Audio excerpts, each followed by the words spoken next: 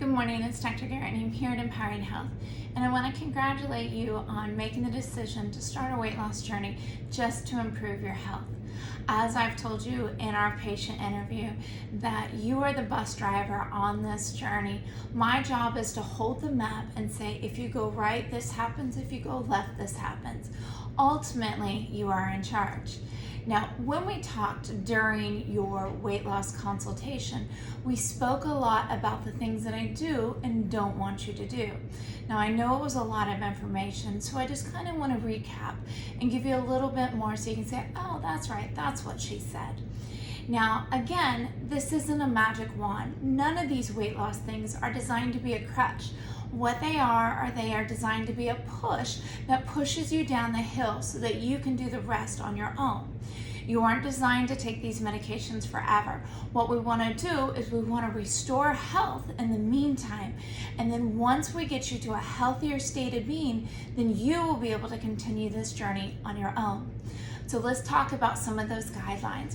You absolutely have to be drinking your water. You need to be drinking half your body weight in ounces of water per day. This is going to help with sleep. It helps your body to get rid of toxins, which when those fat cells are beginning to let up and shrink and start to condense down, which is what we want to make sure that you are able to get rid of the toxins those fat cells are holding on to. So if your gut health isn't in good standing, or if you're not drinking your water, or you're not sleeping, or you're not exercising, you're going to feel very ill and be more toxic, and we don't want that. So make sure that you're drinking half your body weight in ounces of water. I am also a big fan and a big proponent for warm lemon water first thing in the morning. So you're gonna get you a coffee cup of warm water, squeeze some lemon in it. Now, one of those lemon ball squeezers is okay, but I prefer you to actually do the warm lemon from an actual lemon. Obviously, it is better for us to assimilate nutrients from a non-preserved source. So a couple things with the warm lemon water. One, because it is warm, your stomach does not have to churn it to warm it up. So it's able to pass directly into the intestines where we want it to do its actions. Now, the other thing is when this is on an empty stomach, there are no other stomach acids and different enzymes in there to try to break it down. So the body is able to utilize it effectively. So that is why we want you to do that warm lemon water first thing in the morning on an empty stomach. A couple things this is going to do. One, it's going to boost your metabolism, so you're going to have more energy. Two, it's going to help keep those intestines nice and clear so that your bowels are moving accurately. Some of these medications can cause constipation, and we do not want that for you because you will be backing up toxins within your body. So do that cup of warm lemon water first thing in the morning. Now, intermittent fasting. You know, I love intermittent fasting. Everybody needs to be doing a 12-12 every day of your life. So that means if first calories in is at 8 a.m., last calories are not before or done before 8 p.m. So think about if you're constantly putting food into the body, what's happening? The body never has time to say, I want this, get rid of this. And so instead it says, I don't know what to do, just stick it in a closet. Unfortunately, those closets are fat cells. And that is not what we're looking for here. So we want to make sure that you are doing some intermittent fasting.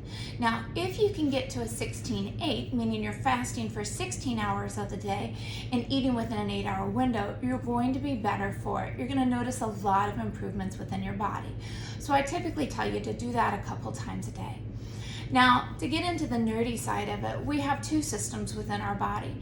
We have our flight and fight, which is our S&S. That's our one where we're revved up, ready to go, feeling very anxious and active for the day. And then we have our rest and digest. So with two systems, they need to have accurate time to do what they need to in order for the body to recover and repair. So that's why I say 12-12 at least, but if you can throw some 16-8, you're going to help facilitate repair a lot faster. And that's what we're truly going for. We want to repair your body. Now, the next thing is meal prepping. As you know, if you are not prepared, you are going to be grabbing and going, and the more hungry you become, the more poor choices you may end up making. Now, as I told you, there is a YouTube channel called Downshiftology, and she has some great meal prepping recipes on there. She shows you how you can prepare a whole bunch of ingredients on a Saturday or Sunday afternoon, taking about 2 hours, and then how you can make wonderful meals for the week with these. I told you she does have a cookbook that kind of breaks it down. But the biggest thing about these foods is these foods are vibrant, they're colorful, they're full of phytonutrients, they're full of antioxidants, minerals, vitamins, all the things that your body needs to be healthy and to be strong. This is what we need in our diets. We need foods that are full of fruits and vegetables, healthy oils, good carbohydrates, all of that. Now, I don't get any kickbacks from her, wish I did, but her meal prepping videos on YouTube is amazing. So this is Downshiftology, and I highly recommend that you check out some of those videos. That way you are better prepared to be nice and healthy. Now, the next thing we want to talk about is calories. We do not want you dropping below a certain amount. This program is not designed to starve yourself. You need fuel. You need to think of your body as a machine. If you are not putting the right fuel into the tank, you are not going to get the right output. So now I drive a car that requires really expensive gas, so I have to get the premium gas in order for it to run effectively. It's a little Italian race car, so we need to make sure that it's running effectively. If I put less than ingredients in my car, I'm going to gum up the engine, I'm going to mess up all kinds of things in there, and it's going to cost me a lot more to fix. I may not notice it right off the bat, but over time it's going to become worse and worse. So I want to make sure that I'm putting the right fuel in my car. So why wouldn't I do that with my body? My body that is designed to last me, 100 years. I need to make sure that I'm putting the right fuel in my body in order to give me the best output. So what do I need? I need a diet that's full of fruits and vegetables, healthy seeds, nice nuts, olives, different things that are very good for me. Now, can you eat meat? You absolutely can. But I want you to remember that meat is a treat and you don't need as much protein as you think. I'm sure that we talked about in your weight loss consultation that protein is made to build up the body, but we don't need as much as you think. If you go through and you Google how much protein do I need just to live, just being normal, just active and normal, you're gonna find that per pound you need 0.36 grams. So what I want you to do is I want you to compute, what is my goal weight? I want to weigh 140 pounds, therefore this is how much protein I need. Now, there are 4 calories per gram of protein. So all you do is you take those grams and you multiply it by, and that's going to help you to understand how many calories out of your bare minimum calories you need from protein. So I want you to think about meat being a treat. If you are going to do an animal protein, it needs to be about the size of your palm and no thicker than a deck of cards. That is a healthy serving size. But I want you to also recall that you don't need as much as you think. So maybe take one meal and make it meatless. Now, there are a lot of things like digestive enzymes you need to help improve your gut health. And if you're on one of our wellness programs, we talk a lot about digestive enzymes. But you know me, I am a food first, supplement second, medication third kind of girl. So what I want you to do is I want you to get those digestive enzymes from your food.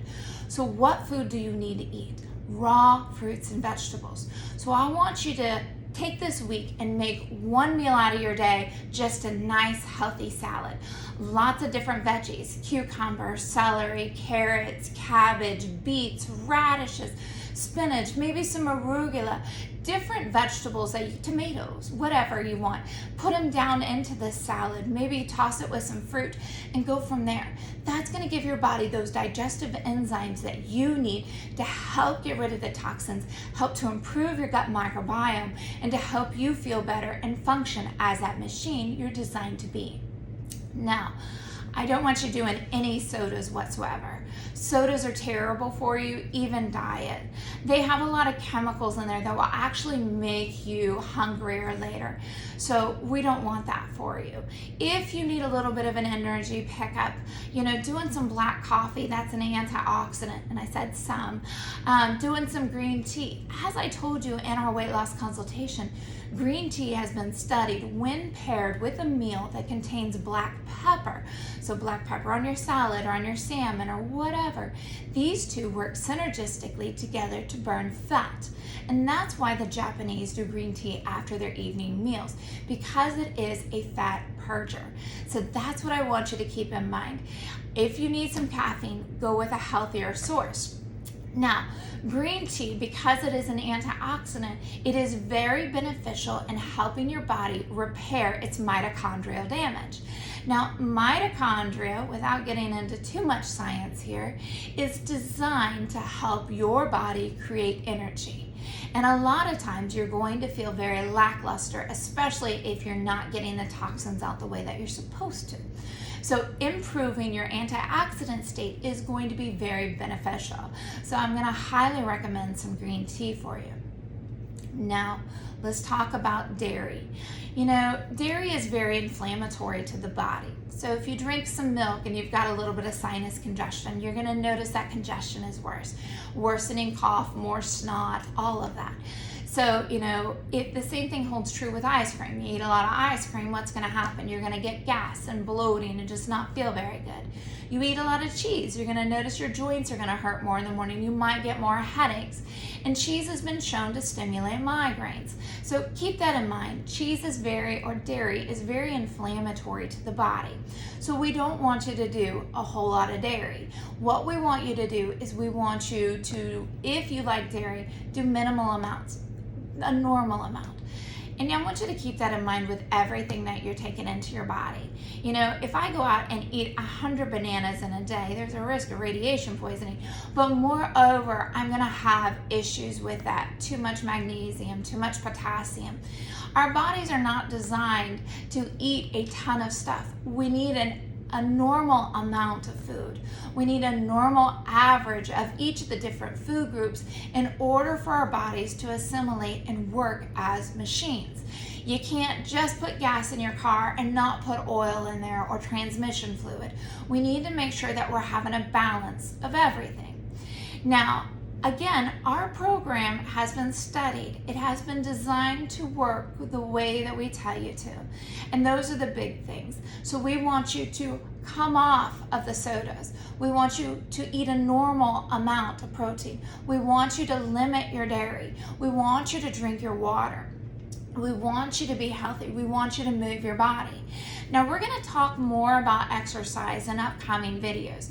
Typically, for the first month, I really want you to focus on getting the diet under control.